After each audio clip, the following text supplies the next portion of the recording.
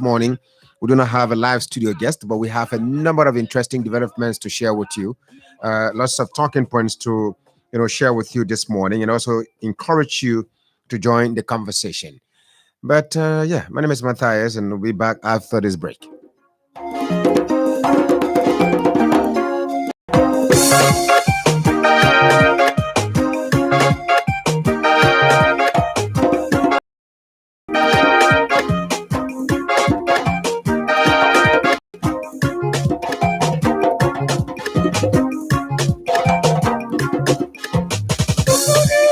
Wake up, Mama Liberia.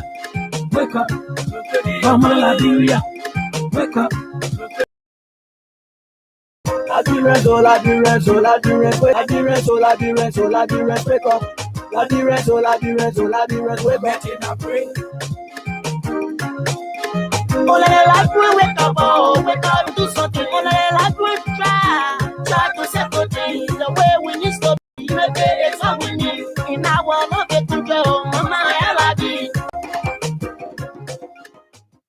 And that's right. Unity is what we need in our lovely country, Mama Liberia. Every time we wake up in the morning, there's something I always think about whenever there is a new day.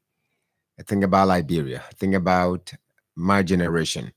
I think about, what we can do differently to be more than other nations. Why are we the way we are? Why are we at this level?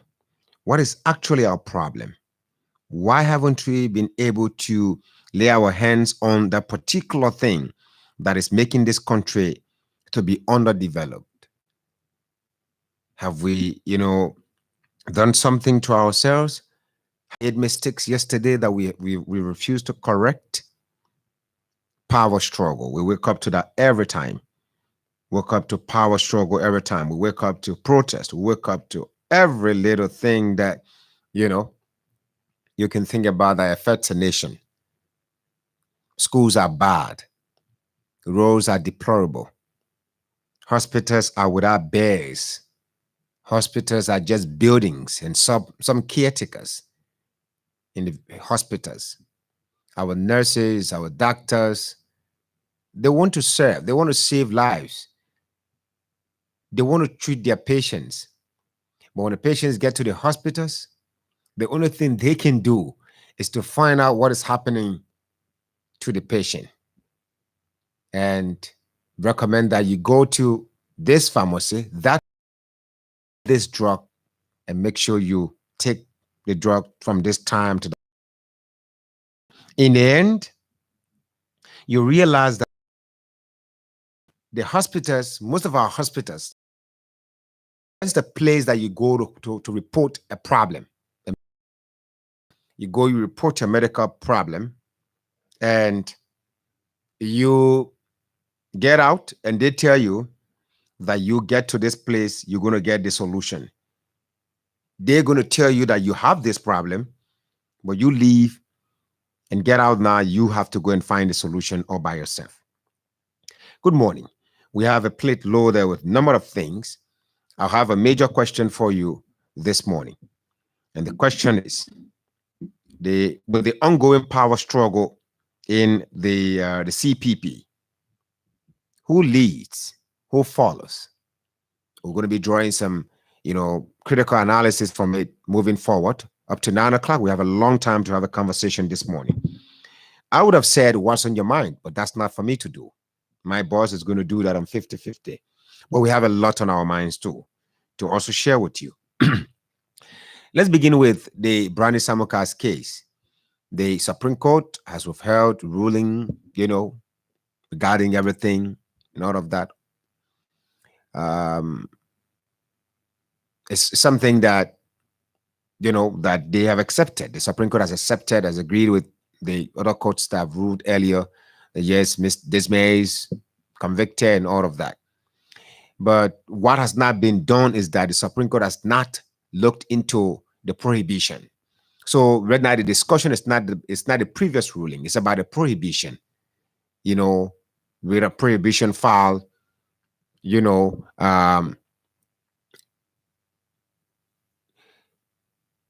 So the writ of prohibition file, I'm getting myself, you got to check that out. The writ of prohibition file, by Mr. Simeon Freeman, as well as the government of Liberia. That's what many, are now waiting for. And the optimism that a lot of people are expressing now that, well, the court is going to rule in the interest of Brownie Samokal, where he's going to take a seat, at the Liberian Senate representing the people of Lofa County. So whatever the outcome is going to be, the expectation of the people of Lofa County and several others that world Brownie Samokal should get, should be allowed to sit down, should be allowed to be a senator to serve as elected, as it's been elected already. He should be allowed to sit down and represent his people. Still at the Capitol building, yesterday morning we had a conversation with the Representative Johnson N. Guakolo. Mr. Guakolo is the chair on Rules and Order at the House of Representatives. Now, he's come under serious criticism by Representative Yeke Koluba, that despite the fact that this man in question, is a university professor, he's highly educated. Yeke, speaks as though that he's never been to school before. So he just presented to, his colleagues that, well, as for me, I am not as educated as you people are. And Yeke Koluba is now raising his voice louder than many people in the Capitol, and is saying that he's going to keep doing that because, because one thing he knows for a fact that there are a lot of people in there that do not want to do the right thing. So he's going to keep highlighting those critical things about the country. He's going to keep highlighting those critical things about, their rules and order. Once they violate their rules, he's certainly going to come out. The way the Supreme Court handled this thing, the way Justice in Chamber Joseph Nangbe handled it, what do you think actually happened? Is it an embarrassment to the entire body of the House of Representatives? Because the Justice in Chamber is saying that despite the fact that the House of Representatives suspended Mr. Suspended Mr. Yeke Koluba, Representative Yeke Koluba of District Number 10, the court is requesting that Mr. Koluba be given all his benefits should be given to him. So you remember he was suspended for 60 working days without pay. But guess what? The court ruled in his favor. The court ruled in his favor that, listen, gave him all of his benefits, meaning the suspension was illegal. From that ruling, from the opinion of the court, the suspension was illegal. On what basis was this man suspended? That what? He's talking about Georgia. He's talking about Georgia. He's raising issues about Georgia. He's raising concerns. He's talking about John Brown, Peter Paul, and all of that. Because of all these things, so therefore he should be suspended. So he said that President Weah should not be talked about now, most especially by a lawmaker who represents his own constituency. What happens during the Sali's administration? What happens when there were times Dr. Buford Chambers refused. He refused to shake the hands of former President Ellen Johnson Sirleaf. To many people, that was absolutely insulting to that particular president at that time. Today, there is a fierce lawmaker. There is a lawmaker who is fiercely speaking out on issues of national concern. Yes, his presentation most of the time, the one that creates controversies, that brings criticism to him. But, he's speaking on critical things all the time. Suddenly, some lawmakers, most especially CDC lawmakers, are not happy about the fact that Yeke Koluba speaks the way he does at the House of Representatives. So therefore, that's why many critical analysts are saying they ganged up against him and suspended him. But today, the court has demonstrated something that yes, Yeke may be making noise there, but you people, you lawmakers, did not do him justice. Did not do him justice to have suspended him. You know, maybe to some people that was something that would have embarrassed Mr. Yeke Koloba. But all the time, Yeke was making news out of the House of Representatives through the House of Representatives. So all these critical things, we are in a nation, we are running a country where lawmakers, somebody says something about the president. What are some of the things that Yeke Koloba has said? Some of his words were according to the rule. That's a violation of the rule, be it home, be it at the legislature. Now, Mr. Johnson Graculo, his appearance here yesterday, for me personally, he put himself on record. I'm very sure some citizens, some private citizens, will complain lawmakers to that particular body that this lawmaker was at this time XYZ seeing doing something that we see to be dishonorable of a lawmaker. Because according to Representative Johnson Graculo, the chair on Rules and Order, whether at the legislature or elsewhere, once you are a representative, your attitude should be representative of an honorable man. So by that, it means since lawmakers are not monitored by their fellow lawmakers wherever they go, a lawmaker can be complained by citizens.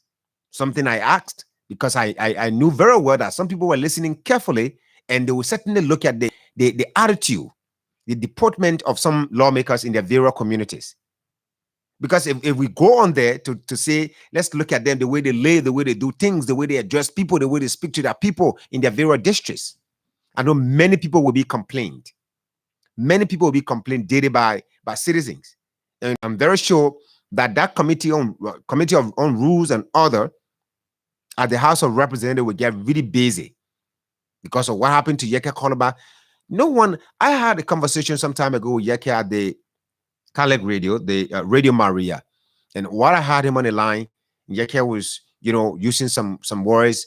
I had to pause him a little bit. I say, if you agree with me that this is a Christian radio station, apart from it being a Christian radio station, the program is a family radio program that several people are listening with their children and so.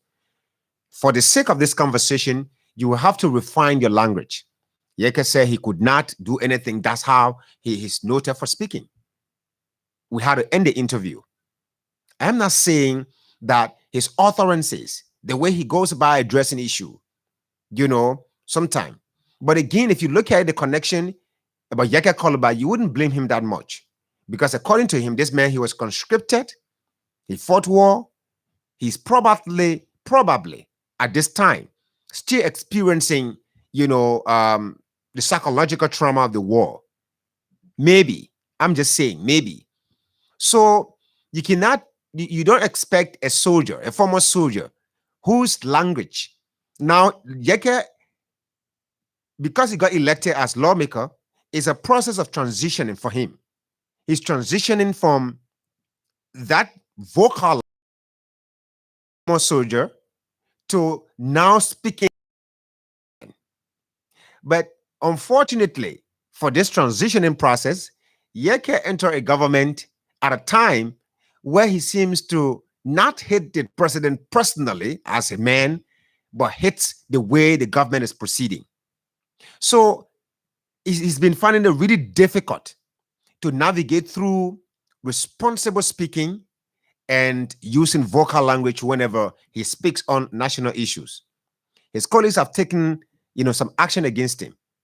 But the decision of the court, let's see whether that court, that Supreme Court, all right, with the number of lawyers at that particular House of Representatives, whether the Supreme Court's decision, we may have to just get to reach out to the lawmaker again by 8 o'clock. I will just try to get him on the line for a few minutes and hear from him. Now, Yeke, I'm talking about the chair on Rules and Order. Whether the opinion of the court is going to be respected by the House of Representatives to ensure that Yeke Koloba's benefits and everything that was denied him for the period that he underwent his suspension will be given to him. whether that is going to be respected by the body, by the House of Representatives, because it's a critical one. So this is where now we need critical lawyers. We need lawyers now to help us interpret this particular decision. One from the Supreme Court, a lawmaker got suspended for a certain period, and all of his immunities as a lawmaker were denied him. Now the court is saying no, restore everything. Mr. Kolobah, get back to work. Get back to work and get everything back. Lawmakers or House of Representatives, make sure you restore this man's dignity. Let him get the benefits of a lawmaker. What does that mean? That is it a settlement? Is it a settlement like the what should I say? JPC? Like the way we sit down on the palaver? Is it a palaver hot settlement and say, okay, we know that they made wrong, yeah, but you're just giving back? I don't think that's the case. I think the case here is the court sees it fit that this man is a lawmaker. He has the right to speak. He has the right to, address issues of national concern, except that on the issue of morality, his authorities are nowhere in line with proper moral standards. So that's why maybe his colleagues, of course, that it's not maybe. That's why Thomas Falafard, this particular motion, or he wrote to the House requesting that this may be disciplined. I think, but to a large extent, just as the way we talk about packaging the president, even some of our lawmakers need packaging. When they become lawmakers, can we bring professional people, professional communicators? Just basically let them go under some workshops, some trainings, let them learn some approaches. And as someone would say, Matthias, some of these people are educated. Of course, you talk about educated. A lawmaker falsified document to go to university. Educated. Yeah, I agree. They're educated. But I don't think Ellis Grant, if he was really educated to the level that many people expected him to, or any lawmaker to be, expect a lawmaker to be educated, I don't think a lawmaker in Ellis Grant would consider falsifying documents just to do master's program at the University of Liberia. So this is where these are some of the people, some of the elders that use words on young people of this country, this generation, my generation, as though we are senseless people. There are 30-year-olds in this country receiving master's degree on clean slate. They are perfect. They're doing everything. They did it honestly. They're studying honestly. For a lawmaker to behave dishonorable in such a way, to go and falsify documents and get to the university, now the secret is out. He's at the House of Representatives. Yega Kolobah promised him something yesterday, that he's going to get on his case as well, because now this is another thing about rules and order. Another question I want to throw out to the Committee on Rules and Order. Isn't the act of Mr. Ellis Grant something that borders around morality? Doesn't it breach the rules at the House of Representatives? The rules and order there? If a lawmaker gets involved into some dishonest act, isn't that something that borders around morality? Why isn't the House addressing the issue of Ellis Grant? Because somebody has not complained? Ellis Grant? The thing is in the news, it's in the public, it's all out there. The university, it was quoted in the newspaper and everything. The facts are there. Ellis Grant, has he made any public statement? None are that I'm aware of. So this whole thing, Yeka is going back to the House. Yeka is going to work. Yesterday, I believe yesterday he was at the Capitol building, with his colleagues. But the bottom line is, where do we stand as a nation? Where do we stand?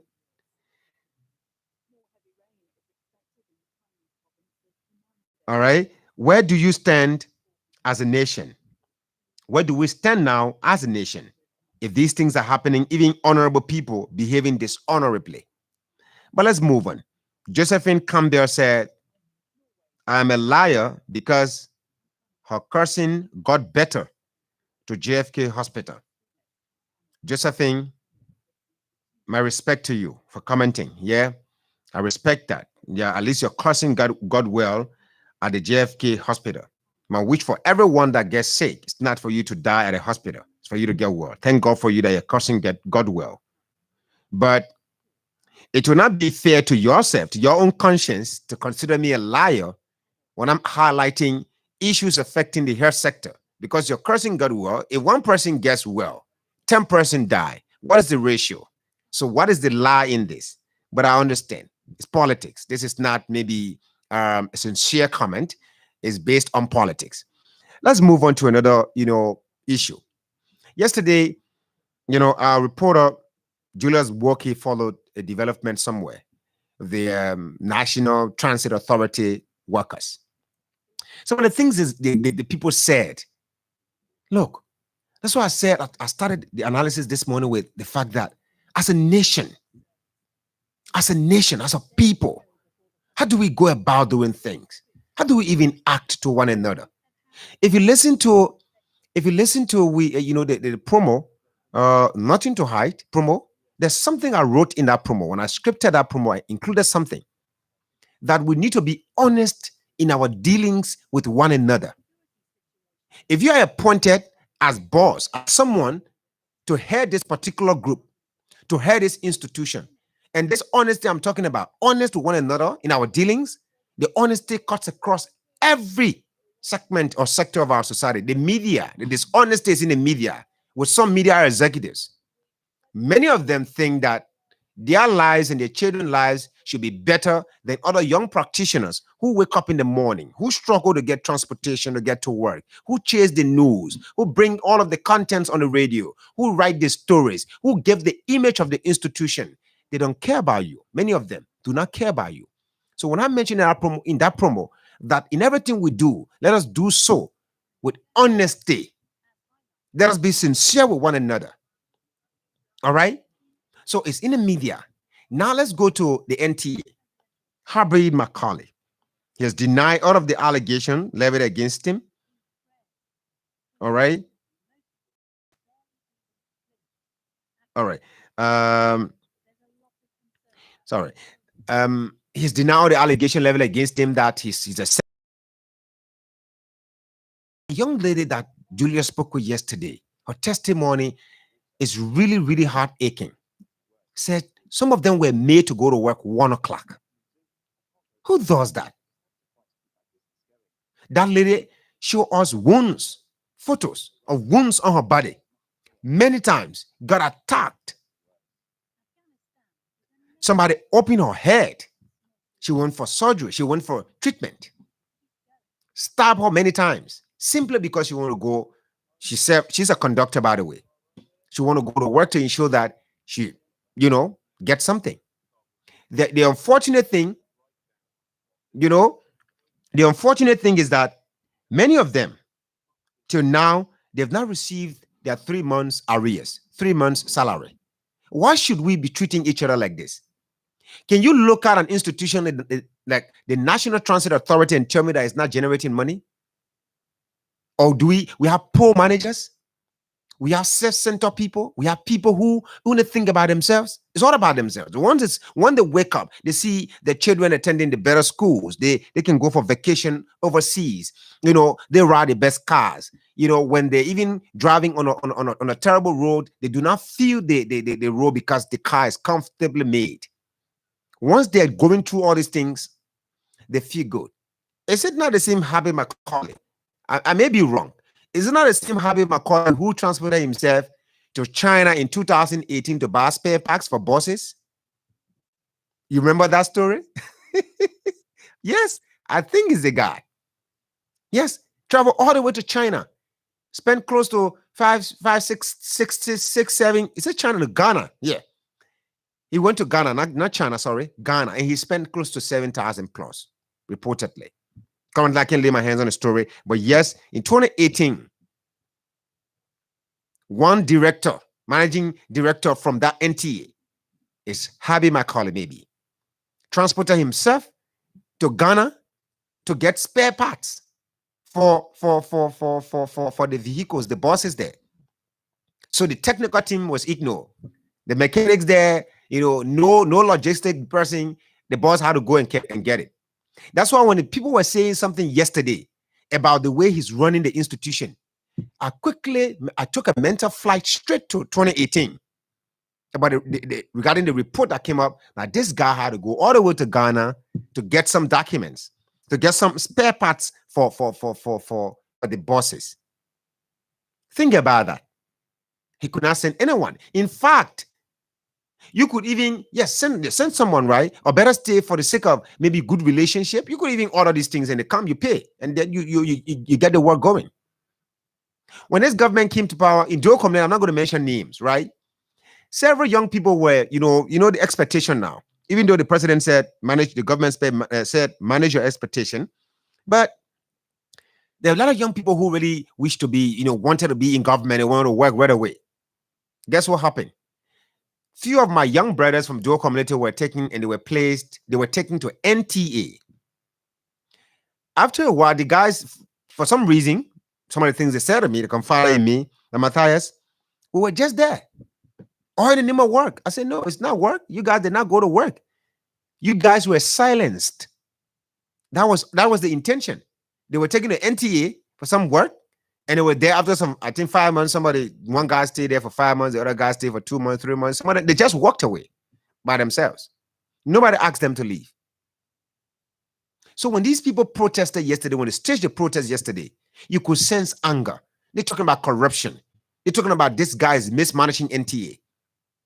Do you know how much money NTA makes daily? Do you know that NTA cannot pay her staff? And Mr. Macaulay spoke yesterday and said, well, and we are doing all we can to ensure that we pay our workers.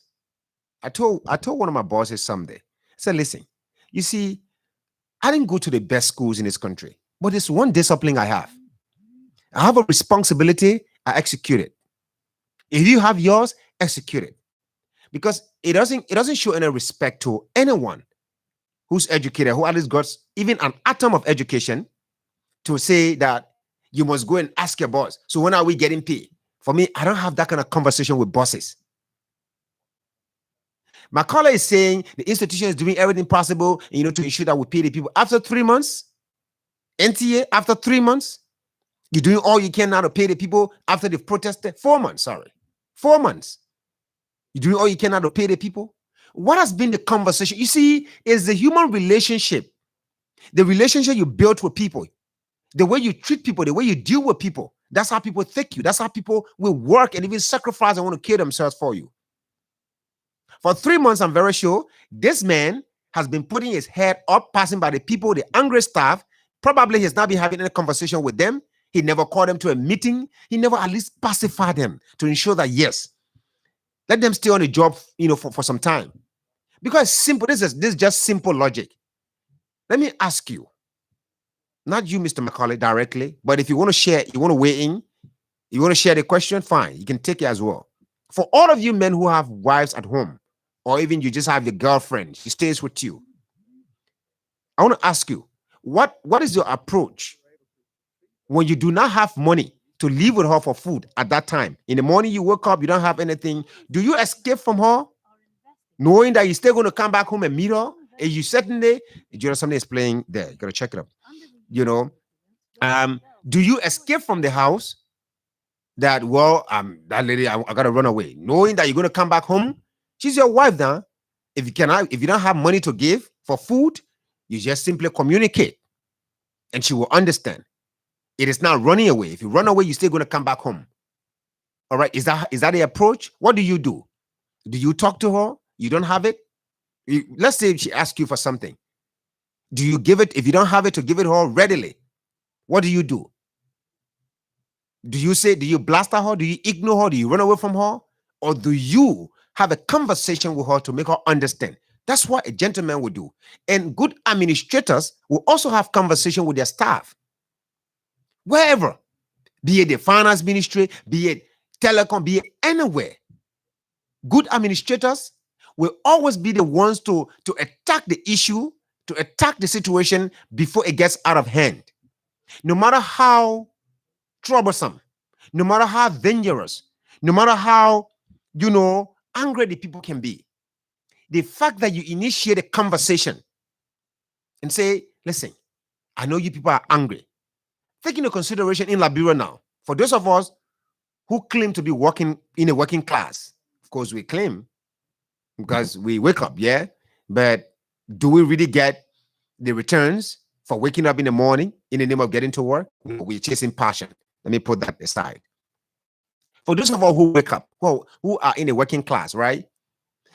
One working man who earns something a month is responsible for approximately 7 persons. Let me bring it to that level. Approximately 7 persons. If you add extended family members and other assistants and other things that he does for other people, maybe you're talking about 15 or 20 persons hanging on one man's salary. So in this country, I don't know how some of you guys, look, let's put this here. Let's address this NTA thing properly. I want you to comment later. Yeah. There are other issues we're going to leave. We're going to pause. 8 o'clock, we're going to look at the CPP. What's happening there? Yeah. Any administrator at this time, manager at any place, if you do not know the situation of the country, and many times they insult us. I was sitting on a car one day, listening to one old man. He said, well, a big brother actually. He said, well, you went to the USA and all of that. And since you returned to Liberia, the broadcasters in the country, they're just irritating. They are exasperating. Most of the guys don't speak better English. And so, yeah, we get condemnation every day. The thing about it is that some of us, don't blame us because we did not go to better schools. So we're just reading and improving ourselves through reading. Bear with us. With time, we're going to give you that representation. We're going to be those personalities that you like to follow on the BBC, on the CNN, on the VOA, and so give us some time. We're learning. I respect all of the criticisms, but I'm just trying to make a point that administrators, managers, if you don't study the Liberian case and know that in this country, a working man who earns something around maybe $1,000 a month, that guy has over 30% to take care of. Okay, so if you just consider that, by the time you delay this guy's salary, maybe the month ends today, 2 weeks into the month, for any reason why that guy has not been paid after month has ended, 2 weeks into the new month, he's not been paid. A good administrator or manager should bring down his arms. Many of you people, educated people, and think you are given a responsibility to serve. You put your arms up. You don't humble yourself. The foundation for democracy is humility. I know you've read that, sir, or many of you have read that. You got to humble yourself to your people. You want to be a leader, you got to humble yourself. So I know that there'll be some political things, right? But I don't think I'm going to run an institution in the future where I'm going to allow protest of such nature to take place. If it calls for me to wake up in the morning and drive to all of many of them, there are people who have been working in their institutions for 10, 15 years. They do not even know where one of their staff live because of pride. So when you listen to the angry voices, you listen to the way the people spoke yesterday, they were desperate. In fact, they're saying unconditionally this guy should leave. For workers to reach to a point that they should dismiss him immediately. For workers to take, like NTA people, take their vehicles at the mansion. Look, Mr. Macaulay, no matter the justification you give, you blunder. It's an administrative blunder on your part. It is you that made the people to come in the street. Had you done your part, had you done your homework properly, I'm not too sure this would have, come to this light, to the level it has reached. There are many of you people working in your institutions. The person has been there for 5, 6, 7, 8, 9 years. You don't even know where the person lives. Simply because you deal with class in your mind. You create a class in your mind that even you do not fit in that class. So you put your arms up. You treat the people like they're nothing. The number of angry voices we've heard since this government came to office, I just wonder what the 2023 election is going to be like. But that one we're going to deal with at 8 o'clock. So yes, Macaulay, is an administrative blunder on your part that the people came in the street yesterday to protest. And President William needs to ask these people to give him weekly reports on their progress, weekly progress, make them busy. But you give the people a job. You don't monitor them. You leave them. They do whatever they want to do. See the embarrassment it cost the government yesterday. Macaulay cost the government yesterday. See the embarrassment he cost the government. Whether it was politically influenced by some people, but there is a semblance of administrative blunder in what is unfolding at the NTA. Nobody, no matter your education, what takes you far is humility. The reason why people will lay their lives down for you when you humble yourself to them. The only thing a poor man needs, all right, or an average person needs in life, something I have studied, something I have seen closely, I have seen people demonstrate. The thing that your star that you think that he's not educated, what that person needs from you is just for that person to feel that respect coming from the boss to the honor man. I swear, sir. And if you do that, imagine you going to work. I used to work with a guy who would get to the office every day. The only thing he greets us by is insult. Back then. Insult. He gets in, he insults you. Why are you sitting like that? He doesn't greet you. He insults you good. Until he leaves that office, you'll be uncomfortable. So if you people run institutions, you get to the institutions to work, you don't play your part when things fall out of hand. And the one thing that is helping you people, many of you who have been appointed in this government, is because you don't have a proactive president. All right? You have a president who is slow to speak. Sometimes he keeps speech from his own citizens. You have a president who probably hasn't even realized that he's president of the country. You have a president who is more concerned about boosting his morale than leading a nation. That's why he has a private jet from his friend Muhammadu Bunkonko from Burkina Faso. That's why the Burkinabes are taking over Nimba County, and they can be taken out of there because the president is a friend of a mayor from Burkina Faso, a business friend of his, in clear violation of the code of conduct. That's why yesterday a fellow called from Looking Town when we were talking about the anti-money laundering bill. Said, Matthias, you stop promoting that bill. That thing is a fiasco. After the show, and I went home, I read the code of conduct a little bit, because sometimes these are things we do. Just look at the public documents, just read them, remind ourselves of something. I read the code of conduct a little bit, and then I came across that passage where the president is violating and all of that. I was like, really? But this is a fine law too. But this president is violating it. How can I believe that this man is sincerely submitting a bill against anti-money laundering? Anyway, let's hear from this person, man. Let's have a conversation, folks, on this first segment of the program. Call us now on the numbers 0777 107 0777 221 223 0777 221 223 are the numbers you can call us on to participate on the program this morning. Call us on 0777 777 107 0777 777 107. We'll get to at 8 o'clock. We're going to be also looking at Kanga Lawrence's position on the new money, the second disbursement. Let's hear you. Good morning. Good morning. All right. Call us on those numbers 0777 777 107 0777 221 223 are the numbers you can call us on to participate. Good morning. Yeah, good morning. Good morning, sir. Let's hear you. Let me say thank you very much. Matthias, my name is William, a member of the Veterans Union. Go ahead, sir. Let me say thanks for your talking. I think you have said it all.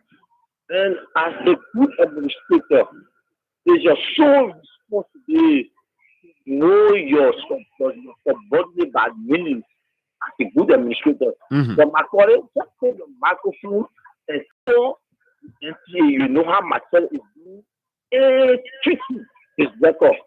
Macaulay is very working on people to kneel down to it. Also, sometimes yesterday when I did going on, okay, as in frustrating that they are doing. You cannot be the sole boss. And you see, other people are using your subordinate to get at you. Macaulay, we're not understanding. They take the simple procedure of administration. The man employ his doctor, he employ his sister, he employed his relative. What is your reputation? How are we looking at it? There are serious bad. One of my colleagues was at about 5 months. 5 months, they are too paid. All of the relatives and family members involved, he put them on the Ministry of Finance payroll. All of that are taking the in-house pay for 4 to 5 months. When my colleague, I mean, take it out, not just for any for reason. But that keep complaining for people. You go to work, you don't complain how you get efficiency, you get it. When the great issue, my president has possession of the president. So the kind of thing that's why I will not employ that person. Okay. Thank you. Thank you. Thank you so much, Roland Tiba, the fellow from Joe Community there. I just gave you guys some information, right? So when we get here, we don't sit here and just attack people. I never do personal attack on someone. Let's hear from this person. Good morning. Good morning, Mathias Labendi, and good morning to the good of people of Liberia. Good morning, sir. Let's hear you. This is the voice of Abubakar Salik Ducle. I connect you from Brehefi, district number 17. Mr. Ducle, go ahead. Let me commend you, Mathias. Mathias, it is saddening at this time that people are still protesting for salary, and why just are extremely, extractively using their resources, the state resources to have to bluff.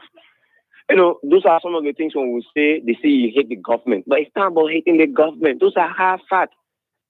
It's a measure of what, like one individual person is working at 7 persons entitled to out a salary. Imagine if you are to do an extension to out the extension's family, what will happen? So there are a lot of people that are hoping on you at the end of the month. They expect you to have to take something home. Yeah. And you not carry something home, they will feel disappointed in you as a father or a head of the family. So again, we are calling Mr. Weah to have to do by all means either to sack this guy or to have to settle what the salary of the NTA workers. Okay. And again, let's just add our voice to the voices. There is no need for us to celebrate the independence. What are we celebrating? Okay. Thank you, sir. I don't see what are we celebrating at all. Thank you. Thank you so much. Thank you. Let's hear from this other person here. Good morning. Good morning. Good morning. How the morning, my friend, bro? Peter Hodeline. Yeah, good morning. Go ahead. Let me tell you, thank you for the hard work that you continue to do for the Liberian people. Thank you. You are Mathias. You are one of the many journalists that bring up factual information and current events. So thank you very much. Thank you, sir. Back to the issue. What's your name, sir? My name is Abraham K. Kamara II. Go ahead. No, thank you. The issue of this government taking against Yoke Kolba, it is not just few lawmakers. It is the president, and along with their lawmaker, they are taking drastic actions against Honorable Yoke Kolba, and we suppose Yoke Kolba continue to defeat him every time that he go to the Supreme Court. Now, so don't you know that it is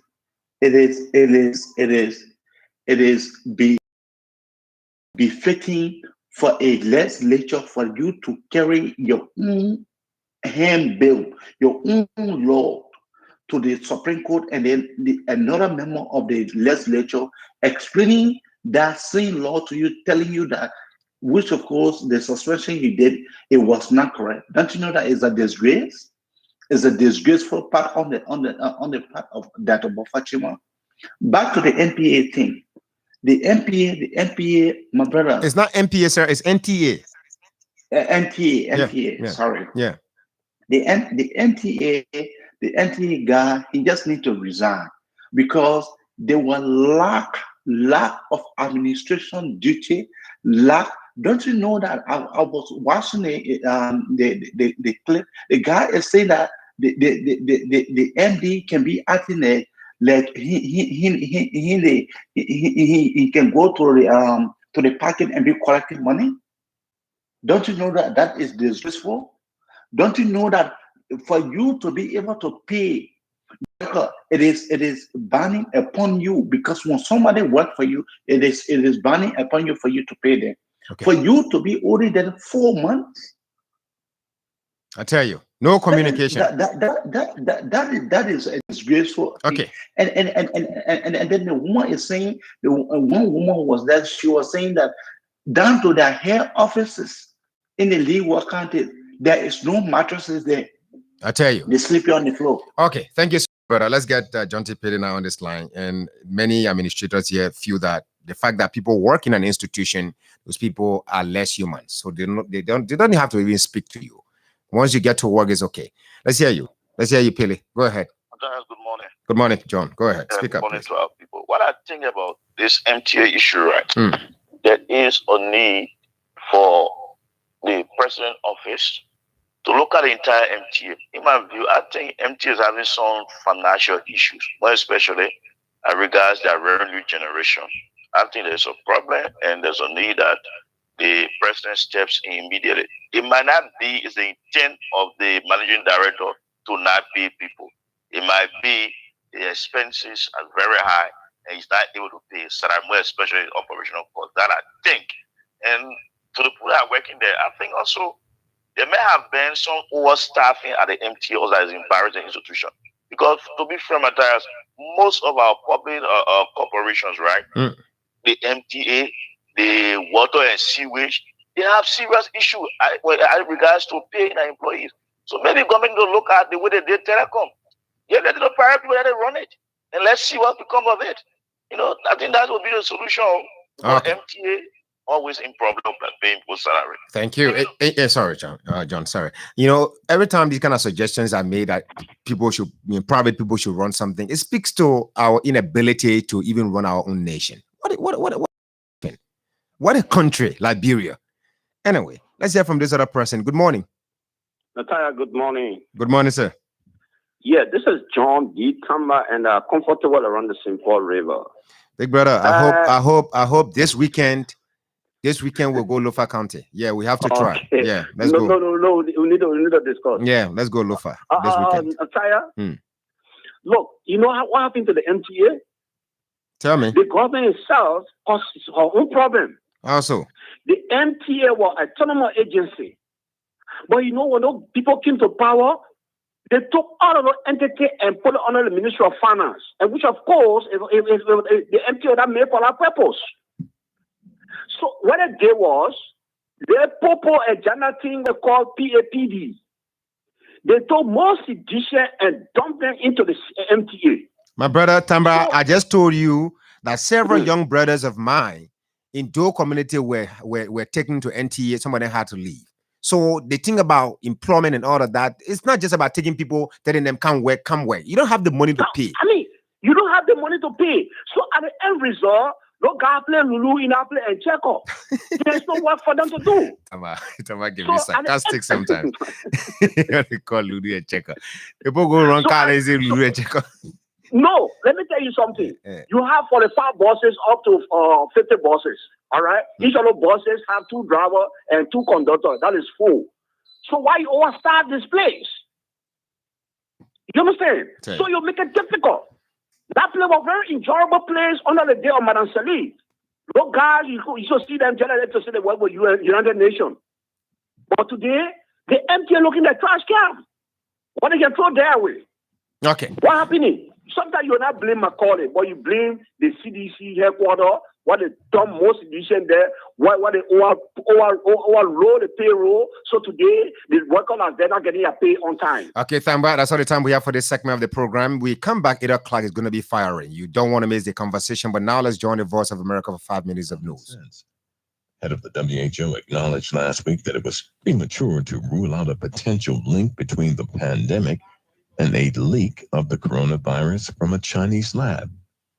The health minister said that the lab in the city of Wuhan has no virus that can directly infect humans. He said that China has made repeated clarifications and does not accept the WHO plan.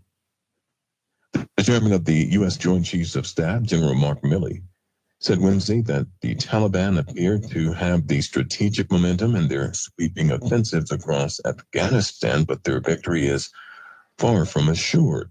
Speaking at the Pentagon, Milley said the fighters have gained in recent weeks, but that the Afghan security forces are giving up district centers in order to consolidate their forces because they are taking an approach to protect the population. The militants now control about half of Afghanistan's roughly 400 districts, but none of the country's densely populated main cities. The Taliban are surging across Afghanistan, snapping up territory with the withdrawal of U.S.-led foreign troops nearly complete. As always, for details on much more news, we invite you to join us at our website. That is BOAnews.com, also on the BOA mobile app. Via remote, this is BOA News.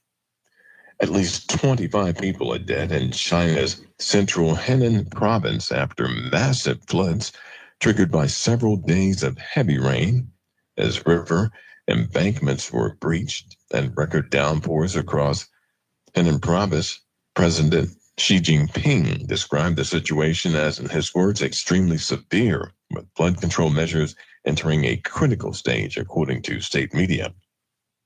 Authorities said around 200,000 residents were evacuated in the provincial capital, Zhengzhou, as soldiers-led rescue efforts in the city saw the equivalent of a year's average rain dumped in just 3 days. The rainfall in the region was the heaviest since the record-keeping began 60 years ago.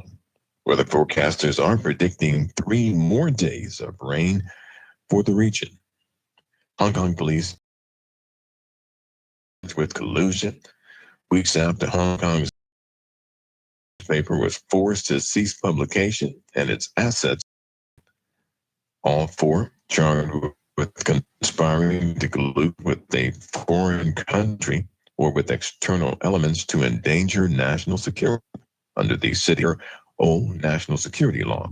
Executive Editor-in-Chief Lam Man-chong was the 8th executive or journalist at the shuttered paper arrested in recent weeks as Hong Kong authorities crack down on dissent and China's central government brings the semi-autonomous territory more under its control.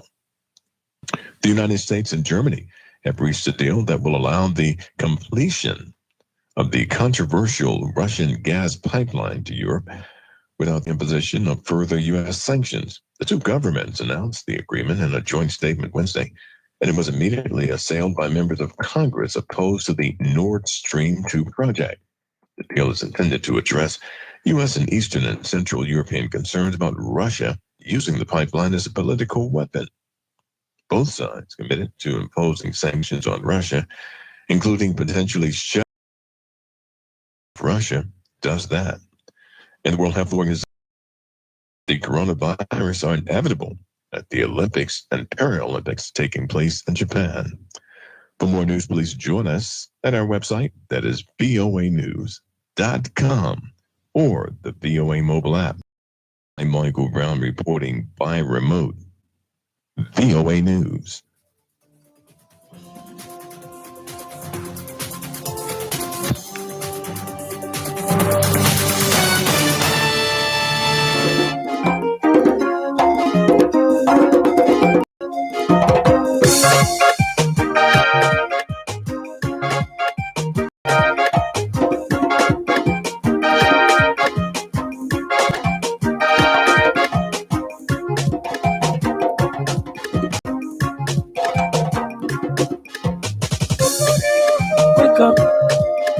Liberia, wake up, Mama Liberia, wake up, Mama Liberia, wake up, Liberia. Liberia, oh Liberia, oh Liberia, wake up, Liberia, oh Liberia, oh Liberia, wake up, Liberia, oh Liberia, oh Liberia, wake up in a break. Wake up, oh, wake up and do something. Like we try to settle things the way we need to be. Maybe it's all we need in our love and control. Mama, I love you. Wake up, my people. Can't you hear the song? Can't you see the shining sun? You've been sleeping so long. No time for guns. No time to do wrong. Say the war is gone. My people be strong. Like we wake up, oh, wake up and do something. Like we try to settle things the way we need to be. Maybe it's all we need in our love and control. Mama, I love you. Wokama, Wokama, Wokama, Winamoto Maka, Wokama, Wokama, Wokama, Munamoto Maka, Unkano, Unyamano, Wokama, Sarune, Labire, Abore, Guinea, Wokama. Basama, Wokama, Kisame, Wokama, Wokama, Loma, Kiyaman, Kwame, Wokama, Hey, Wokama, Hey, Mandingo, Gola, Wokama,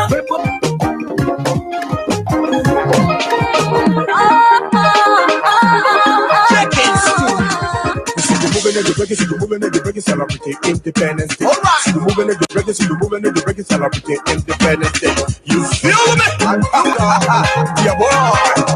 One day the children got together, they put their differences aside, they went along to my master. The children said, Mama, today, yesterday, the little week you were born, the day you became a nation. Among other nations, so we've come to happy birthday to you, Mama Liberia. Mama Liberia. Happy birthday to you, Mama Liberia. Happy birthday to you, Mama Liberia. Love you, Mama. Happy birthday to you, Mama Liberia. Oh, yeah. Mama Liberia. Another year has been honored to you. This is the time of celebration. It's the time of jubilation. Let us raise the flag higher. Let our be once again. Today is the day of testimony. And celebrate where you are. Yeah, we have a testimony today. Forget about your problems and let's celebrate. It's our day today. See the moving and the breaking, see the moving and the breaking, celebrity Independence Day. See the moving and the breaking, see the moving and the breaking, celebrity Independence Day. As the tree applaud and the wind whisper your arrival to a new life. Lift your hand for the dawn. I see when the night into a daylight. Happy birthday to life. Happy birthday to this nation. Grab the feeling to shake yourself, celebrate a new sensation. Who's the next? You the best.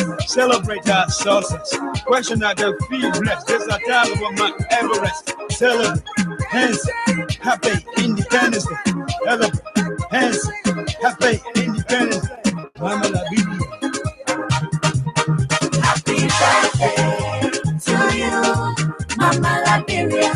Mama Liberia. Happy birthday to you, Mama Liberia. Happy birthday to you, Mama Liberia. Love you, Mama. Happy birthday to you, Mama Liberia.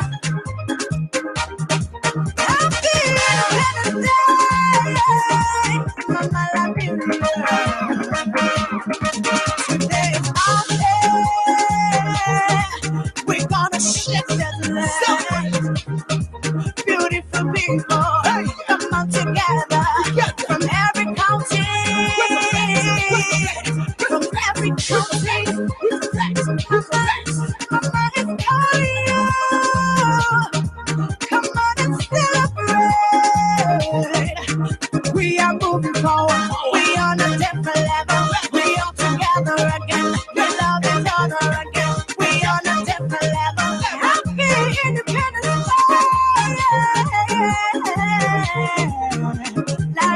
This land is not sweet home. This land got me stronger. Like you, I got me moving forward.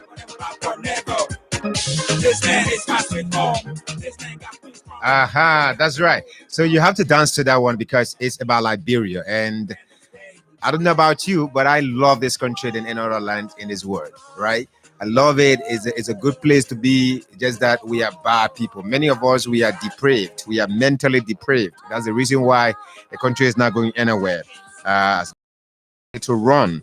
But welcome this morning, and you're listening to Straight from the Heart on Sky 107.1. A little bit, Julius. Yeah. All right, so you're listening to Straight from the Heart of the Sky 107.1. You're gonna keep hearing that music below there because let's have a sincere conversation about Liberia. Yeah, let's call a speed a speed. You know, if Matthias is not doing right, tell him. If John Brown is not doing right, tell him. If Mary is not doing right, tell her. That way, if we are able to stand out there and speak in each other or to each other and say, listen, Matthias, what you did yesterday was not proper because this caused embarrassment to the country and all of that. And we start to correct our own mistakes. I'm very sure we are going to do better. At this time, I would like to quickly reach out to, Representative Yeke Koluba. Representative Yeke Koluba is a victor. All right. He's a victor. He's being, he's going like this or another line. He's not vindicated. We went to court, and so the court said, well, give this guy to him. Well, his suspension has been lifted by the legislature before the Supreme Court took the decision to ensure that the request that Mr. Yeke Koluba get everything that, that's due him, by the House. So yes, I'm going to be waiting on him. I'm very sure he's going to. And just to recap quickly, we talked about the NTA situation. Is an administrative blunder. No administrator, the first guy who called Roland T. Bart, mentioned something which is very, very important. That a good administrator, you cannot work with people. You cannot work with someone even for a month. There are some administrators in this town. All right. You work even 6-7 months. They still do not know your name properly. Excuse me, and how to call you again? Excuse me, what's your name again? Excuse me, but that person works there. The person takes pay. I think it's just about people just seeing themselves to be more important than other people. And if you do that, the end result is that these people, they have power too. They are in their numbers. You're just one. You see the embarrassment it cost him yesterday? I'm very sure if you were a humble man, he was very, very humble to these people. I'm not too sure they would have done what they did yesterday. It was as well. I'm not too sure they would have done what they did yesterday. But anyway, we are in the 26th week. Let's celebrate Liberia. Let's move on. All right. I'm reading something from the New Dawn newspaper. The New Dawn newspaper is reporting that the Liberia National Police, through Colonel Patrick Sudu, has invited the Minister of State with our portfolio, Chokong Kpi, over the recent clash between Minister Kpi, his bodyguards, as well as along with and a traffic police officer, one Jason Flan. They had a clash, and Jason Flan alleged that he was flogged by Minister Kpi's officers or security, but bodyguards. And then Mr. Kpi is also saying no, the officer misbehaved. And all of that. I'm not interested. This is Liberia. Power makes people drunk. And I know it happens in many areas in the world too. Power makes people very drunk. Sometimes they treat people like dogs. And many of them still refuse to learn from other people yesterday who were in power, who treated people like pigs. But in the end, they are walking in this town now, they are bowing their heads in shame. So I'm not interested in their clash. What I'm interested in is the comical expression from the Liberia National Police. Something it terms as an invitation. Invitation to who? To Chokong Kpi, Minister of State with our portfolio? You're joking, Patrick Sudu. Even if you invite them to a conference and you discover that Chokong Kpi is wrong, what will you do? Nothing. You will do nothing. The fact that you refuse to investigate the situation that led to the humiliation of that humble officer, Mr. Marvin Saka, Deputy Inspector General for Operation at the Liberia National Police. That man was beaten. He was humiliated by some individuals over there because it happens at the party headquarters. You did not invite, you did not invite anybody at the CDC headquarters. You did not investigate anybody from the CDC headquarters. It's so unfortunate that you're today we're still sitting and looking at this, and Mr. Patrick Sudu is saying to us what? He's invited what? He's extended an invite to Minister Kpi to a conference. That's a joke. Don't waste our time. Let's talk about more important things about this country. You invite Patrice to Cho Kong Pui. What are you going to do? Nothing. You do nothing. A very respected officer was humiliated there at that CDC party headquarters, because it is that party headquarters that gave you the job, so you did not do anything. Mr. Sako came here, had a conversation, and asked him how did the whole thing end. Say we just thought to, we've handled it the best way we could, administratively. He's a trained officer. You don't expect him to tell you that, well, Matthias, honestly, I felt bad that, the police did not defend me. The police did not come in my defense and all of that. And you tell him about Cho Kong Pui, you inviting Cho Kong Pui, you know what you're playing with, Patrice Sudu? You want to lose your job? But take your time with Cho Kong Pui, eh? Anyway, let me move on. Now, a lot of things. The lawmakers, again, have received, it's been days now since they started receiving the 30,000 that, they in the budget. The CPP cheerleader, the CPP chairperson, Senator Nyomble Kanga Lawrence, had said prior to this disbursement that she would have rejected it. As for her, she's not taking the second one, and she's calling on all of her colleagues to reject it so the money can be used for the intended purpose. That lady is an opinion leader in the CPP. She got the first $15,000. She forgot that there was a health crisis in Liberia, that there was COVID-19 here, that there was a need for this money to be directed to the fight against COVID-19. So the public spoke sense into their heads. All of them. Mr. Light, Mr. quote-unquote Light, Darius Delon, Nyomble Kanga Lawrence, and other people. The public had to speak sense to their heads that you people are not treating us fair. How can you people be receiving such amount when we are sitting here, we have nothing? Now she's saying, by the way, the money in question is something that goes straight into your account, isn't it? It's something that deposits straight into the individual lawmaker account, isn't it? If that's the case, the request that she's making now, that the House should remit the money toward the fight against COVID-19. If the money is in your account, Madam Lawrence, withdraw that money. Don't take it to any health sector. Obviously, that money is going to be rejected. Wilhelmina Jara is waiting for you people who want to take your controversial 15K to her. She doesn't want it. You know that Darius Delon 7,005 was rejected. So, which body? Why do you think the House is going to take the money and spend it for you? It's your money. You spend it. You spend it the way you want to spend it. Don't leave the trouble on the House, Madam Lawrence. Take the money, spend it the way you should spend it. If you think it should impact the health sector, if you already know for a fact that the health minister is going to reject it because she doesn't want controversial money coming from you lawmakers. All right. So take the money, maybe just go to some of the rural areas and visit some health facilities and tip, the health workers there, motivate them. Maybe that will help. And then you'll be on record that yes, at this time during the festive season, Nyomble Kanga Lawrence took her own money and she took it to a particular health sector or in this county, and she touched lives, particularly those working in the health sector. But you know that the government is not going to accept that money from you. Then you come to the public to say the legislature should remit the money towards the fight against COVID-19. Isn't that deception? Deception on the part that you took the first $15,000. No, that's the reason why I'm saying, is there a serious minor opposition? Who are the people shouting and raising their voices very loud that they can lead this country? Where are they? In the CPP? All right, we're going to deal with them one by one. But let me deal with this issue first.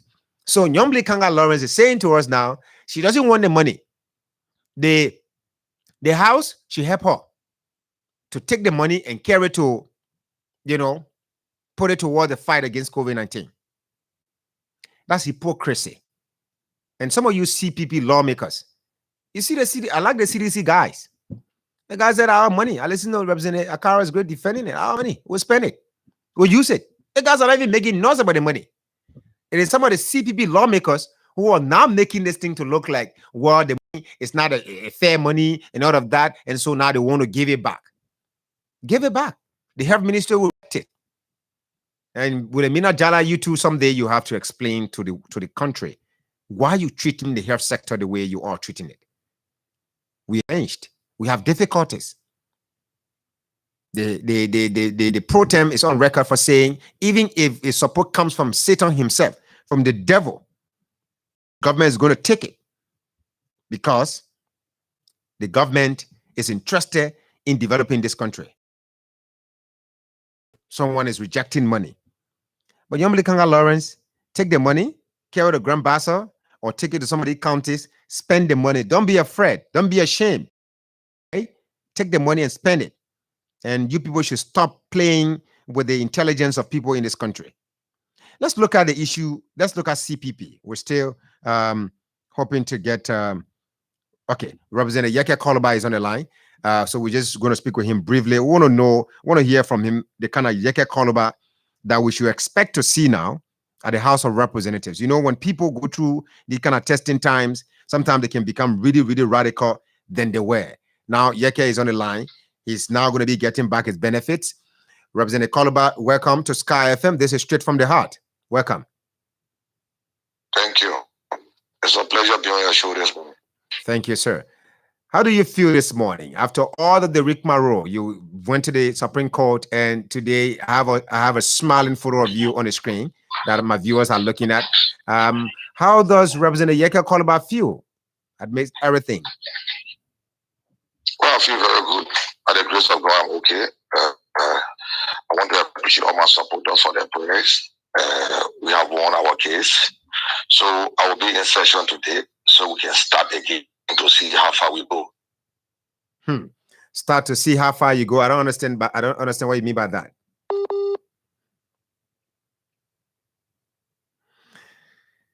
All right.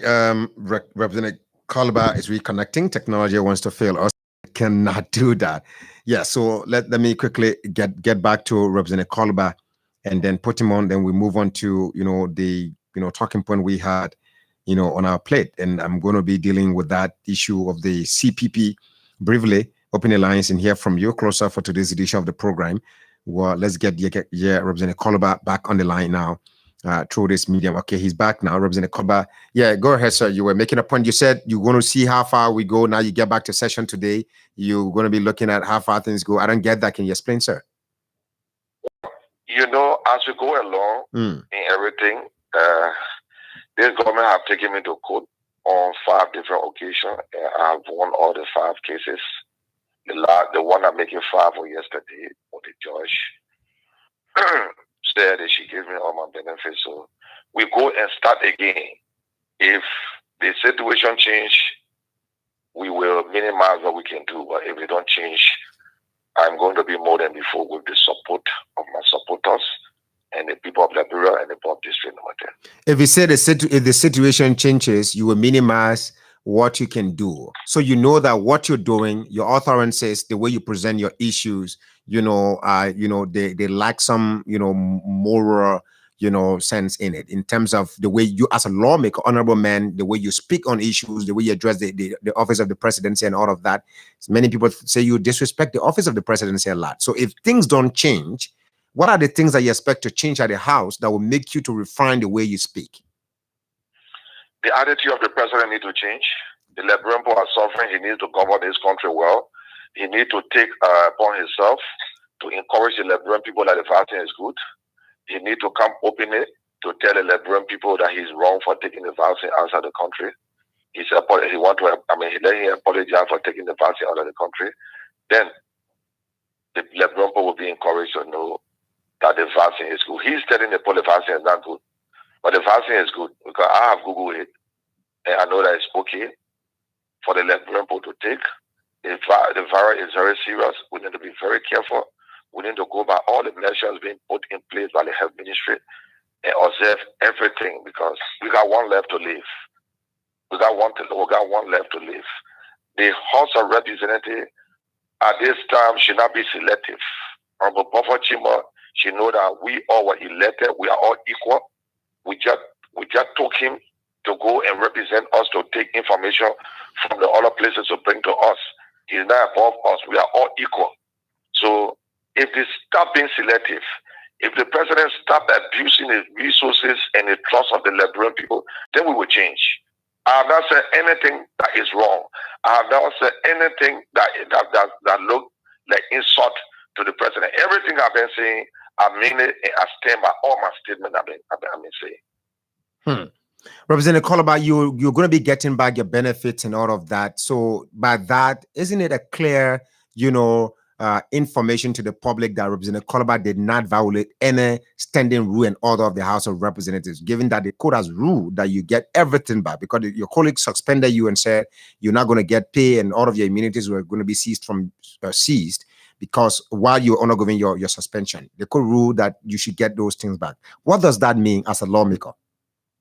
Look, it benefits all of us as lawmakers because most often, we just interpret or misinterpret our rules.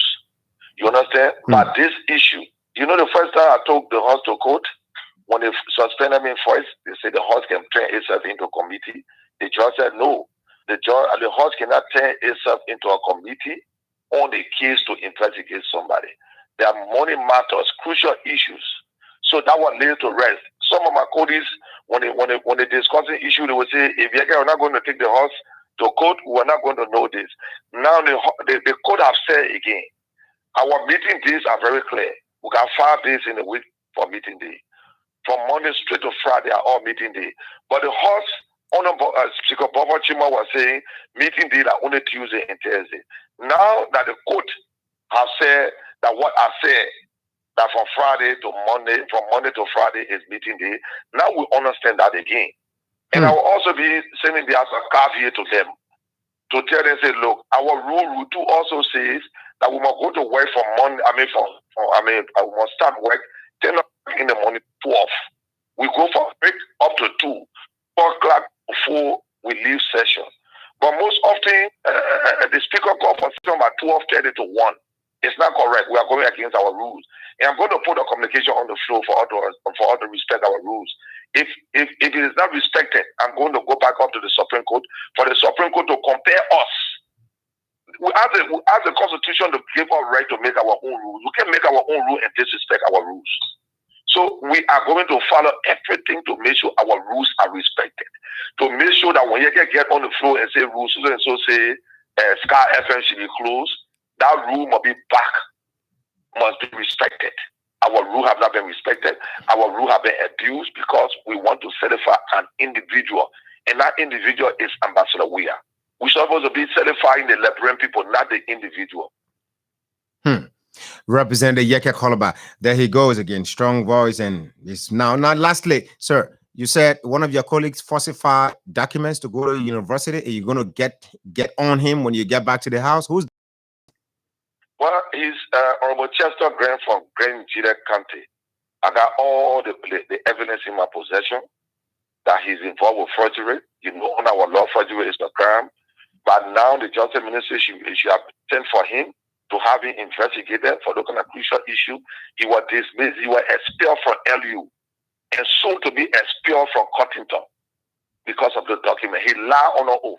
And under our law, it's impeachable under the law. It's impeachable under the law. I talked to some Grand Jide yesterday. They will be examining at the court, at the Capitol building today to petition the horse to expel Honorable Grant for carrying the horse to the highest disrepute. Because they always say you can carry the horse to public disrepute. What have Honorable Grant done?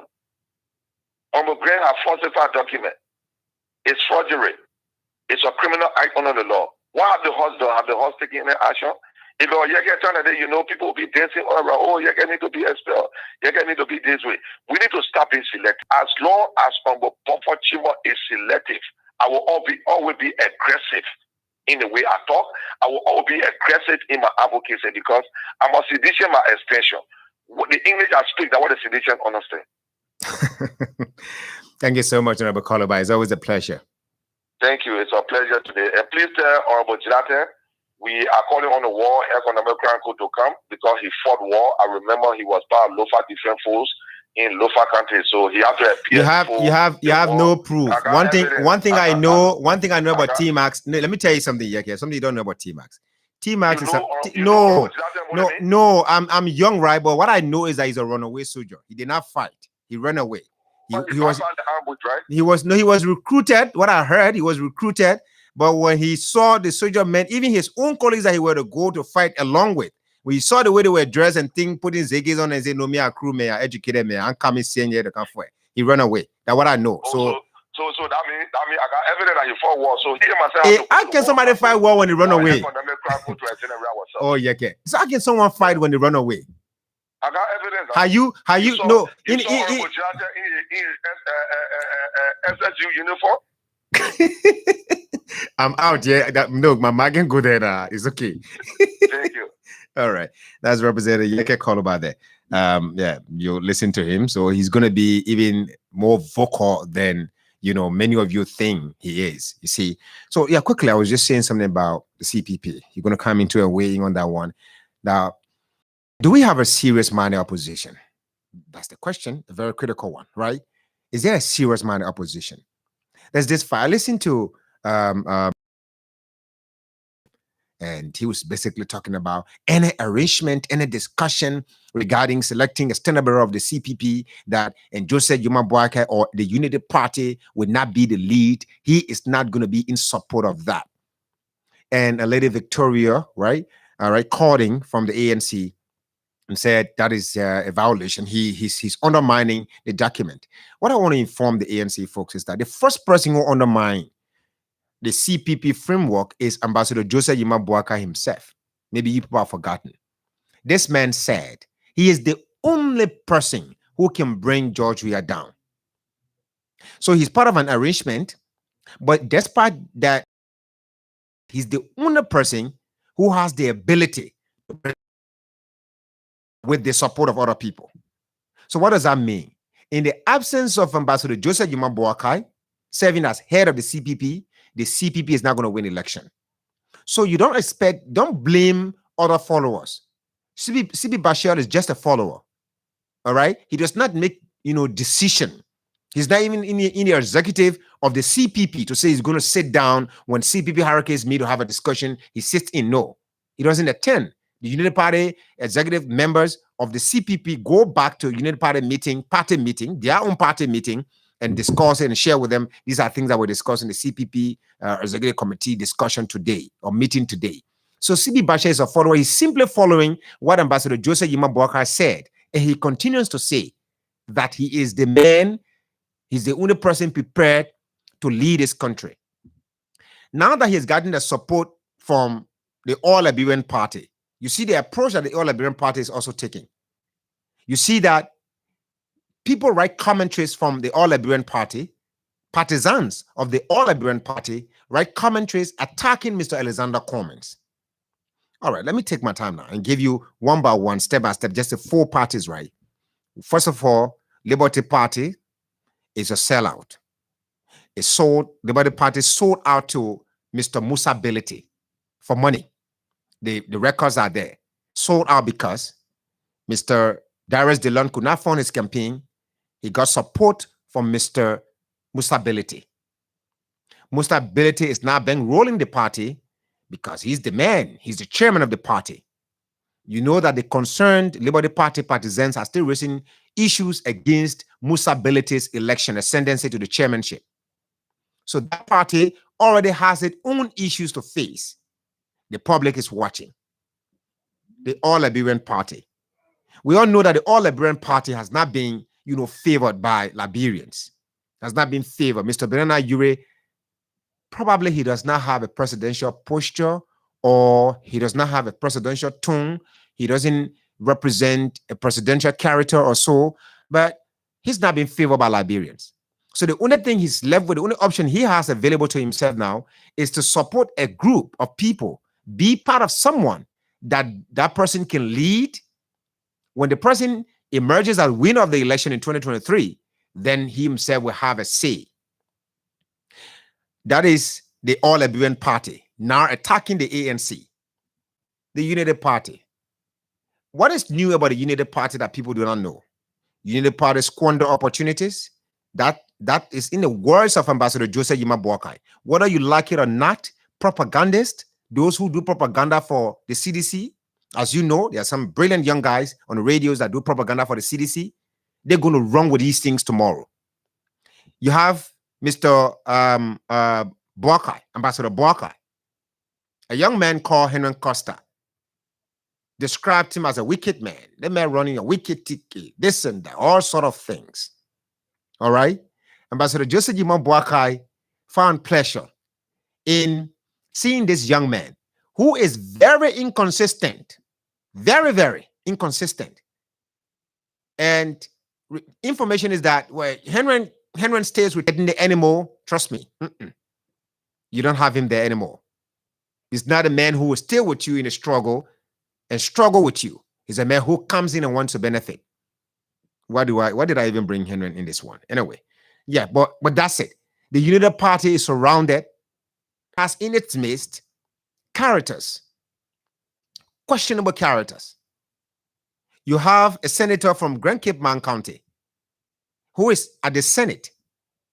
Entire gray sheet over the years of his law practice have been tampered with by international body. He's a Bradbury King Kong, Mr. Sherman, Varney Sherman, Unity Party. Okay, you have the Unity Party sitting there and watching its chairman. You may not have respect for Chairman Raymond P, but he has a command. He commands some level of respect in the body politics of this country. That chairman left the party. He's now somewhere else. So during the election, the CDC just have to focus. The only thing it has to do, I'm not done yet with the CPP, right?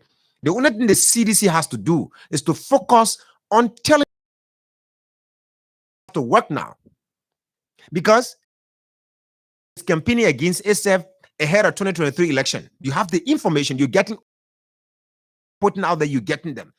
Keep this information and use the information against them tomorrow, 2023. All right? Alexander Cummings. Alexander Cummings is a newcomer. His journey just come. I think Liberians, to some extent, are tired of saying, let's try the person. Anyway, let's just try the person. So Alexander Cummings, if elected as president, he will be on trial version. Many Liberians may not be in a position, comes 2023, to put somebody on trial, to say he's new. We don't have any negative thing about him.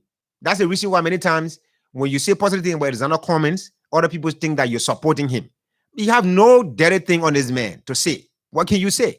The only thing he's a JJC in the body politics of this country. Will Liberians be able, will they be in a position now to try somebody again? Just as the way they try George Weah? No, George Weah, they're not trying him. They love him. Because I spoke with more than 50 persons during the 2017 election who said, who are you voting for? During the election, right? Somebody will tell you, I just love George Weah. You speak with 10 persons, they wouldn't give you one tangible reason. Okay, it's a tangible reason. Let me take that back. You don't determine what tangible to someone on. And the president say, I just love you. That's the person's own tangible reason. They're not going to give you that this man is a leader. He did this, he did that. I just love him. So people voted George Weah based on I just love him. So are they going to be voting Alexander Cummings based on he's just coming and then let's try him? So the entire CPP, you people have serious work. When we start to deal with individuals, some of your followers, Harris DeLong, who came, he said he's a light, but he has dimmed the light from his action. He's the man who has apologized most in this country than many people. To some people, that's a plus for him because it says that the man who does wrong and realizes that he's wrong and comes back to apologize, that person is remorseful. How about if he does it again and again and again and again and again and again? Is he remorseful? Or he does these things intentionally? Simply because there is a word that people use on this particular society that it is a gullible society. What will people be voting Alexander Cummings on? Based on what? Okay, he had the Coca-Cola Africa vice president. That's a corporate entity. He's a successful businessman. Well, he's a humble father. You know, he's a humble character. Well, but he's new. Will Liberians say, yeah, let's try him? After all, you tried George Weah first time, you're crying. And you say, well, you want to try somebody again to come and start, and the person will tell you, say, you know, I tried that mail, and I came here, I'm taking over now, so I have to fix things. That person could take maybe 2 years, 3 years, 4 years to fix things. Because the things you hear from the CPP, the guys are building a foundation for a serious excuse when should they get elected in the future. They will tell you that this government destroyed the entire fabrics of this society. Watch my word. Should they get elected in 2023? How about if we look at another side of it, the flip side of it? There are 4 political parties. They are writing documents together. They are having discussions together. They are thinking about leading this country together. They're struggling with the decision of who leads this process. This struggle is really, really important for us to look at. If they can struggle this way to make a decision on who's leading, who's going to lead, who leads or who's going to lead, I tell you, what will happen if they get elected? Then the issue of education comes in. Poor Pikinele or that maybe you want to enter government to go do lay public relations job, we may not even get it. Because the ANC folks will say, we have more educated people here than the ALP. The United Party folks will say, no, we have more experience about governance than you people.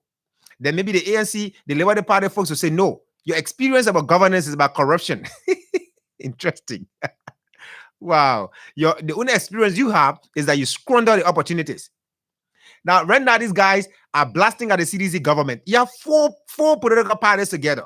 They are blasting at the CDC that the CDC at some point is just prioritizing seditions and all of that. What will happen if the CDC wins election, the CPP wins election 2023? How will the national cake be distributed? Because the ANC will say, listen, we have more PhD holders here than you guys in the United Party. The United Party folks will say, no, we're not going to start from the beginning. We have got some job experience. So give us chance. Give us more position.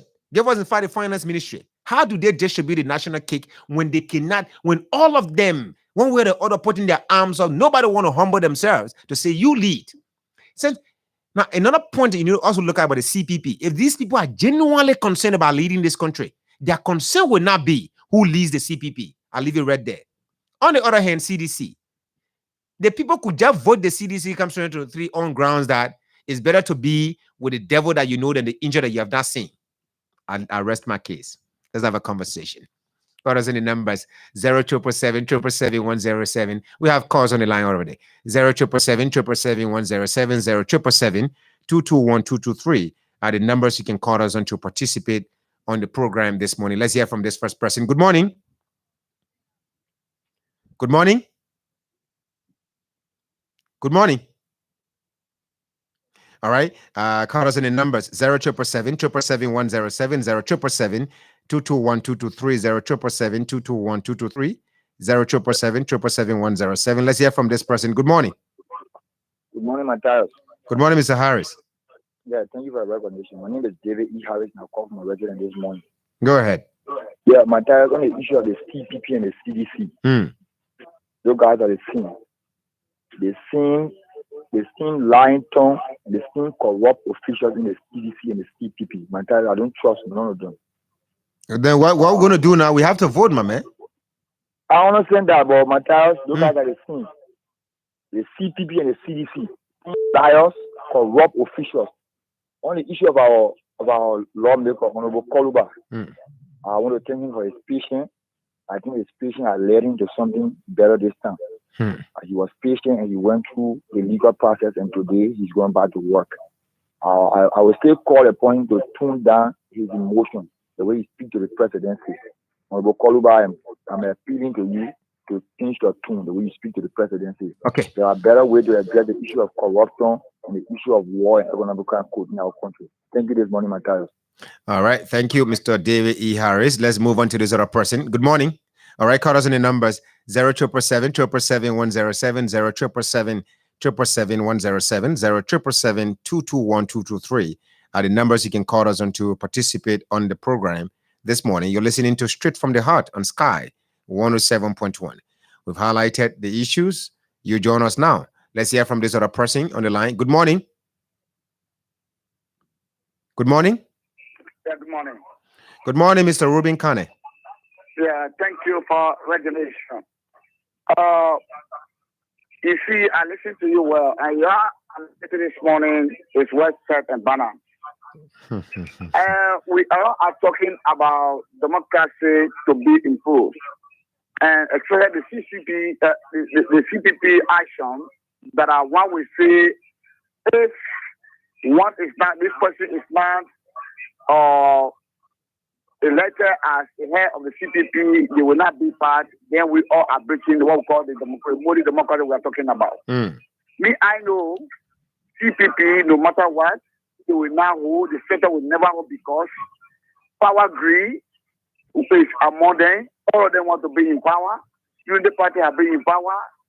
And the only area I would differ with you, we talk about, or as an honorable, as an Akumi, is Just Khan, I would say no. So long he has participated in an election, in a legislative election with his political party. He knows the moral operandi of the country now in my mind. He can try. Though he will be flogged and he will be flogged 2023. Okay. But I think he cannot be a just money. All right. Thank you. On this line. Mr. Pele, good morning. Yeah, my man, don't come live on my analysis here because the kind of messages I'm receiving here this morning, they're not too favorable. Some guys are very in my inbox dealing with me. Anyway, go ahead. To be frank, bad thing, right? The CPP needs to look at what the former president said.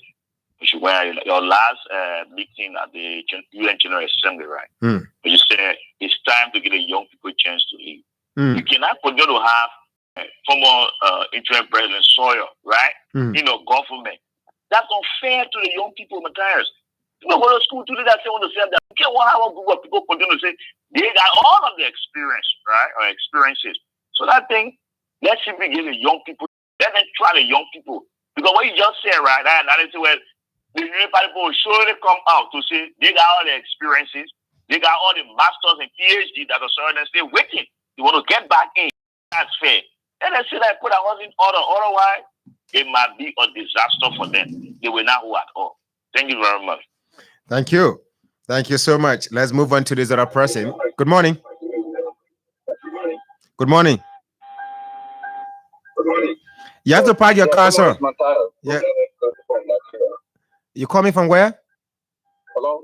Yeah, good morning. Hello. Yeah, you're live. Go ahead. Yes, sir. You have to just I sense that you were driving. But yes, call us back on the numbers 0777-777-107, 0777-221-223. The numbers you can call us on to participate on the program this morning. You're listening to Straight from the Heart and Sky. Let's hear from this person. Good morning. Good morning. Yeah, good morning, sir. Let's hear you. Good morning to the team there. Yeah, my name is Henry Siafa and I call from Abuja, Nigeria. Mr. Siafa, go ahead. Pleasure being back on the show this morning. Let's hear you, sir. Yeah, I listened to your analysis this morning, and everything you said, you just hitting the point. Sometimes we get disappointed when we see what's going on. Like even the people hoping on, they disappoint us every day. The issue of the 15,000 you touch by the lawmaker. Now, I think that's the only place that I would disagree with you a bit. Look, every good leader, Matthias, good leaders listen to the cry of their people. Now, not everything that is legitimate is right. Everything that is legitimate is good to be done at a particular point in time. So I think those lawmakers but wait, Heron. What then do you consider as legitimacy? You using a legal word, and now you want to come back now to play with vocabulary. Not everything is legitimate, is right? What do you mean? Not everything legitimate will be, right, or maybe will always be good in the right man to do it at a particular point in time. Now, I think I will give, a hard appreciation to those lawmakers who listen to the crowd of people, because good leaders listen to the crowd of the people. Nobody is a superhuman. So those ones who are going around, they are beating their chest. Oh, it's our money. It's legal. Will you sit in the house? They are the ones doing the most terrible thing, Matthias. We should appreciate those ones who listen. Okay, I don't want the money. Let the money be used for this. So for me, on that one, I think those lawmakers that listen to the people, they are doing just what they have to be doing. If you're a leader, you listen to the crowd of the people you are leading. It's not every time you would do the right thing, but when you fall, you listen to the crowd of the people and just come back and do what you're supposed to do. Okay. So, thank you so much, Mr. Sefa, for your responsible and respectable disagreement. Let's move on to this other person. Good morning. Good morning. Good morning, sir. My name is Avan Kemuka. I'm calling from Chikizu Party. Thank you, Mr. Kemuka. Go ahead. It is very clear. We're talking about the ticket that will come at the CDC. Now, a man and a woman can sing it together. They can have no confusion among them. They can spend 50 years together. So I don't want you to say the people that are finding their heart. These are 4 parties that have conglomerated only one umbrella. So there will be some disagreement. But it is clear, Matthias, that the election that is coming 2023, people talking about young people. The young people that are 200,000 into the president time, right? You're sitting on what is talking about giving young people the chance. We're talking about someone who will be experiment. But Kemukai. Yeah. You're talking about the young people now in this government, some of them stealing money, putting in their accounts overseas, right? Yeah. And you're referencing, maybe something that happened in young people.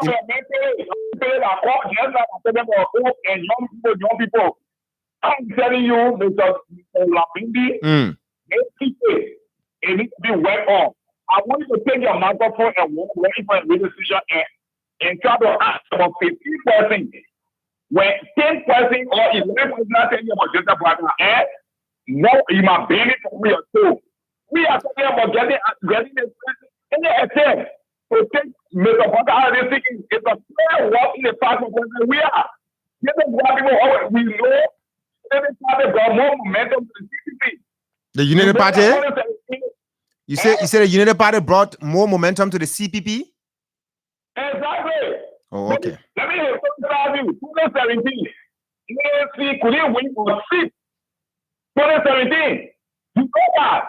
And it's because the United Party comes to the CPP, so the ANC can say they are going to push it. Okay. Thank you so much, Mr. Kemuka. And then the momentum could also be interpreted by someone listening to you now, that the momentum of a government that was in the party that was in power, squandered opportunities, and those records are there that people will keep referencing. Anyway, let's move on to this other person. Good morning. Good morning, sir. Good morning. Fine, thank you. Let's hear you. My name, and I do go from Mamba Point. Let's hear you from Mamba Point. Dr. Matari, thank you for the show this morning. But I don't want to make a short point. Go ahead, sir. I think you are very inclined to Ambassador Blaga this morning, saying that he was the first person to honor the CPP document. Because when you are in a corporation, you have to push a case. You cannot be going to a fight that you be serious. So this is why he said he was the best man to lead the CPP. It does not mean that he won't know your other friends. So I think you people from the ANC, you continue to attack Mr. Blaga. If people know that Blaga is coming up with a corrupt man, then you can't leave me alone. Just leave me alone. Well, excuse me. If you say you people from the ANC, I hope you're not involving me there. No, I'm not. Okay, yeah. I listen to the ANC. Okay, I get it, sir. Yeah. I'm only trying to talk to the ANC people. Okay. Who feel that this man is coming up with a corrupt man? You know why they do surround themselves with one person? If I say somebody is corrupt, there's no need for me to go along with corrupt men. Because I'm a clean man, so I need to go along. But I feel that the only reason they are bringing this man on board is because they feel that they know we have consequences. We have more people. That's why they bring on board. They don't let the man. They don't love you. They want to just use the man popularity to a sense of power. And that will not allow we black people. Thank you, sir. Let's hear from another person. Maybe 2 more persons and close up on this edition of the program, Straight from the Heart and Sky 107.1. We are here Monday to Friday, 7 to 9 o'clock, and we are also here in the afternoon from 3 to 4 o'clock on Nothing to Hide. We are encouraging you, bring your ads, bring your business, put your ads on this program. See, if not, you don't hear any ad on the program right yet. So the space is open. Bring your art that you want to advertise on Straight from the Heart. Our business office is really, really, really open to always have a conversation with you in a way that you will have a good, discount. come. No, maybe you can also do an LPM. An LPM is basically you give me the product and say, Matthias, if you get on, just talk about this product every morning. Let's hear from this person. Good morning. Good morning, Mr. Matthias. Let's hear you, sir. Yeah, my name is Stephen Padley, and I'm calling from the office of the President Bureau on the most of my Bagube Avenue. Bagube Avenue. Go ahead. Let me appreciate all the analysis that you have made this morning. Mm. You know, the cities are now ready to lead us to the country. Even though majority of the leaders in the house, they look at the travel record. Actually, any other I will call you about the information about to give you. All of the CTV law, because to this CTV, they will see 300,000 about that's a signed document. 300,000 for what? 300,000 what? They receive it. Visitors. To sign what? So they can go against it? Yeah, against it. Hmm. Yeah, against it. Against it. Today, they can all the money they receive. So you see, they are not ready. People what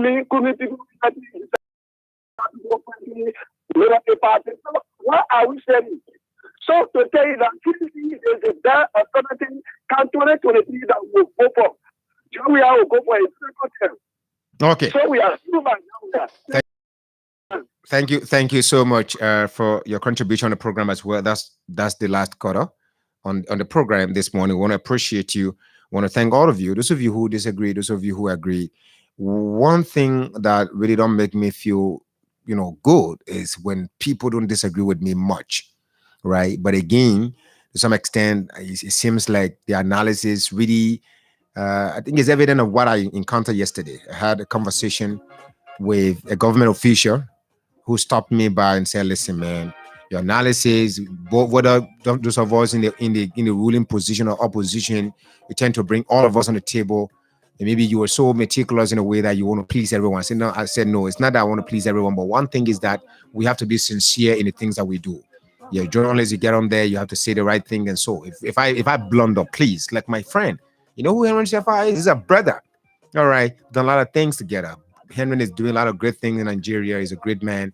You disagree, which is fair. Please, I will encourage you to sincerely disagree more, right? And that makes us strong. And for those of you who sometimes question our education, the way we speak on the radio, our analysis, our articulation, our enunciation, pronunciation, bad and everything, please, you can also reach out to some of us, journalists, individual journalists. Be honest. Okay, I don't like someone telling me when I'm blundering and you're telling me you're doing right. I don't see you as a friend. All right, I like you to condemn me, rebuke me. You've seen the Bible. Timothy said you should in Timothy. So Simon, is it Saul? So right, Paul, right? Paul told Timothy to rebuke these people. I mean, clergymen. And it's in Timothy you see that any man who desires the gift of a bishop in order that you should have XYZ characteristics.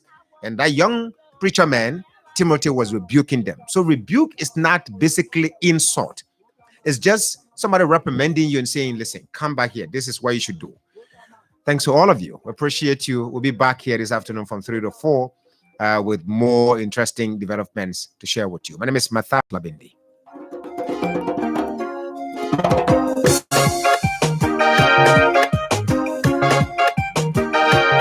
Giving up this.